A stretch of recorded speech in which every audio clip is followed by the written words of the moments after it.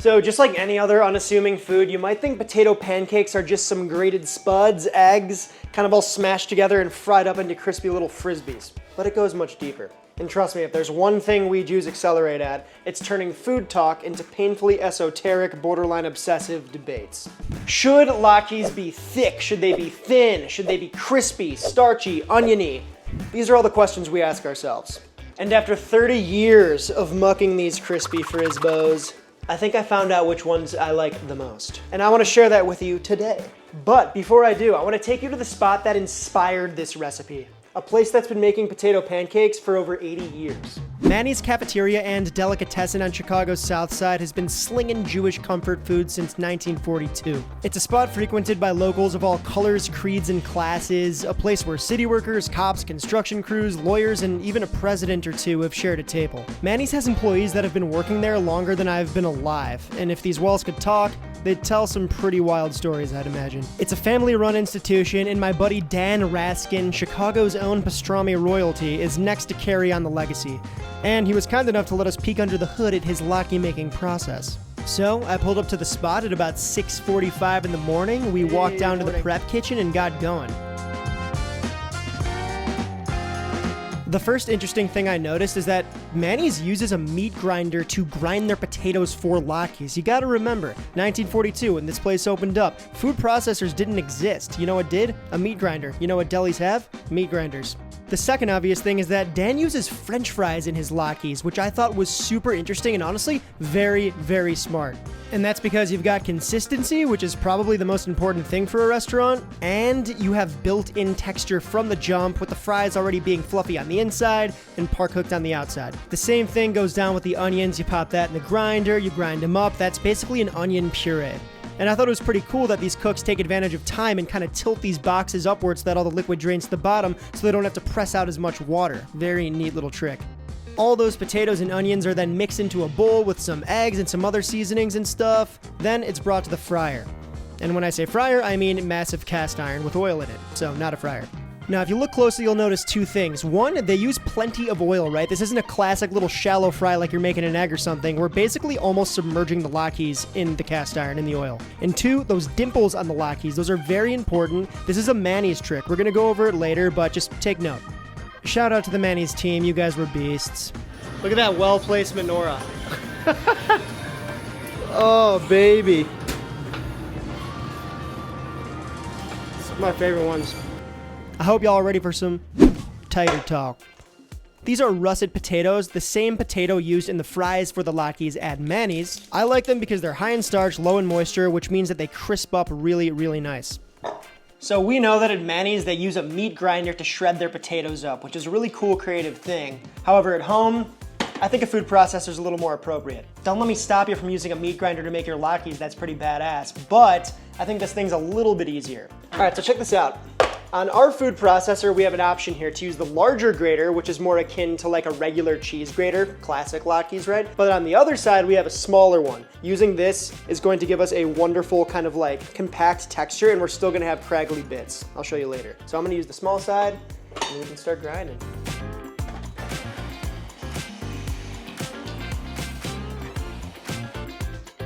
Look at that, beautiful, shreddy. These are gonna be nice. These are gonna turn pink and brown over time and oxidize. That's totally fine. The latkes are gonna be crisp and golden brown anyways. Doesn't matter. Let them hang out, you're gonna be just fine.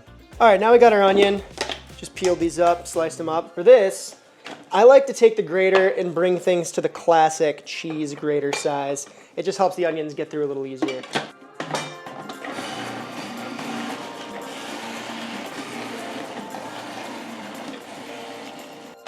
And the beautiful thing about this is it's kind of imperfect, right? So you're gonna have some pieces that are a little bigger than some ground pieces. That's totally fine. That's gonna add to the texture and the feel of the latke. So now we gotta remove all the water from all these vegetables. Grab some tighter. See that pink right there? Got a cheesecloth. We just gotta squeeze out all that agua. Oh yeah. I don't know how every Jewish grandma doesn't have like carpal tunnel after this. And look at this little ball of tater. And we just rinse and repeat. Remember, moisture is the enemy of brown food. We gotta get all that Poseidon liquid out. And now we just do the exact same thing with the onions. A little more moisture in the onions. Woo! Oh yeah. This liquid can be weaponized, man. You got any ops? You can waterboard them with that. We got our taters and our onions shredded and squeezed out. We're ready to add the remaining ingredients, and then we can get to frying. Potatoes and onions in. We're gonna go in with some eggs, all-purpose flour, potato starch, a little bit of black pepper to taste. I like black pepper. And a healthy pinch of kosher. And we just mix this all up. Just gonna mix it up till all the flour is kind of worked in and the eggs look like they're dispersed. Yeah, man, I don't know why Latkes are only served at Hanukkah. You know? Hot take, Latkes need to be served at every single Jewish holiday that there is. Matter of fact, when I grow up into a big boy and big daddy large man, I'm gonna serve Latkes at every Jewish holiday. Same with matzo ball soup. Why is matzo ball soup not served at every holiday? It's all the best hits at every holiday. I don't care. If you disagree, let me know in the comments. Just checking the consistency here. Those are looking nice to me. They can shape easily. You can pat them in. They stay together. These are looking good. Little shaping trick here. So these are bigger, a little more mondo latkes. I like to use a cup measuring spoon cup ladle to make sure that they're all relatively the same. I'm not whipping out the scale. They don't need to be that precise, but it's a little more consistent than eyeballing, I would say. So we have a lot of potato here. Now with this, I just kind of like to loosely shape them. Place that down. On to the next one. Cool. All right, and so the reason I loosely shape them now is because we're just portioning. Now I like to go through and shape them, and that's because, remember, moisture, water makes food not brown, not crispy, not crunchy, not what we want. So I'm gonna take our little pre-portioned balls here, just kind of squeeze out a tiny bit more moisture. Remember that egg is a binder, so you don't want a lot of moisture out of it. But I like to just do one little more precautionary squeeze, and then from here, I like to shape them out, right? So we're just gonna make these nice little circles, just kind of finagle the bagel until you get a nice looking thing. And if you're saying, oh Adam, those are massive, you're not wrong, but we're gonna do something very special to these that make them a lot crispier. Just you wait.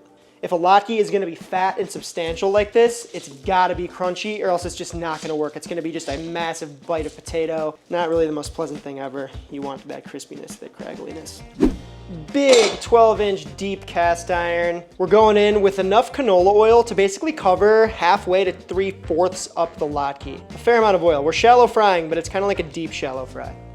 All right, so fry number 1 always takes a little longer than fry number 2. I'm just gonna kind of shape this, perfect. I like to do 3 at a time. 1, 2, 3. Now, this is very important, the spoon trick. I picked this up at Manny's, right? This is what's gonna give these big fat latkes texture. Without texture, they're too much, they're too meaty. So I'm gonna take my spoon and I'm gonna cut into the latkes like this, right? Create that craggly top. At Manny's, there's a very distinct kind of like 3-pronged slit situation here. I'm just kind of going for craggle. You got to do this at the beginning so that it sets. Now, I mean, you don't have to do this. I just like to give it a little baste at first here.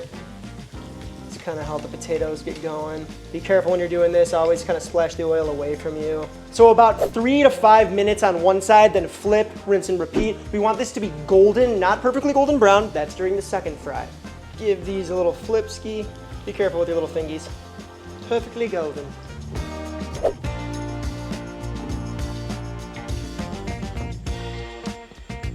All right, these look pretty good. Remember, these are still a little pale. They're golden, not quite golden brown. They're about to be though. We're gonna increase the oil temp to around 350, 375. The oil will drop when you add the latkes back in. And we're just gonna fry them off, again, until they're golden brown. This takes a lot quicker than the first fry. It's never gonna make as much noise and bubble action on the second fry because most of that moisture is cooked off. That's a good thing. Always salt your food fresh out the fryer. All right, crispy mates are finito. We're gonna set these aside for a quick sec and get working on the condiments. Very important. So there are really 2 main condiments in the latke universe, right? Sour cream and applesauce. We're gonna make the applesauce because, well, it's the easiest thing ever. You peel and cut up your apples of choice, then put them in a blender with a tiny pinch of salt and some water. That's all. No sugar, no spices, just apples. Listen, I'm not better than mozz. If that's what you grow up on and you love it, eat the mozz, whatever. But this one has like no sugar in it, and you don't need it because the apples are so sweet, and it's really fresh and it's easy to make, and I recommend trying it out if you haven't. And as that sits, it's gonna oxidize and become a darker brown. But isn't that a nice color already? Serve that, people are gonna be like, what? Okay, applesauce done. I think we're ready to dish up. All right, we have our plate of latkes, enough to feed an army. Applesauce, the way nature intended it, and sour cream. This can also be creme fraiche too, which is a little richer, a little tangier, but a little more liquidy. So the texture of the sour cream is preferred for me, but I like the flavor of the creme fraiche. I go back and forth. I have a little something special here. This is a latke from Mannys here. We'll do a little comparison and kind of see the similarities. You can really see that spoon dig in the Mannys latke. Ours not so much, but it's definitely still there to create that texture. This is a little more, look at those like jagged edges there. It's very unique, almost like they're diced up and smashed together, but they're just put through the meat grinder. Ours, on the other hand, still have those nice latke whiskers. I love a latke whisker. I think it's important. Let's get a little cross section, see what we're working with here. The Mannys. Beautifully yellow. You can see the pepper in there. Those ground potatoes, super unique. You can see the definition of the craggle. Love that. Let's check ours out. Oh yeah. You can see ours is very meaty with those potatoes in there. The crusty, craggly edges here. That's kind of what we're working with here. So there's a couple reasons why these are important. One, they cool things down against the hot potatoes. And two, this one brings creamy sort of unctuousness, and this one brings a little subtle sweetness, which people tend to really enjoy. I'm personally more of a sour cream guy, but I think we're gonna suicide it today. Let me know in the comments which one you like the most. Let me know in the comments which one you prefer. I'm gonna do a little bit of applesauce, suicide style. Oh yeah. Is that a wave? Look at that thing. You could surf that.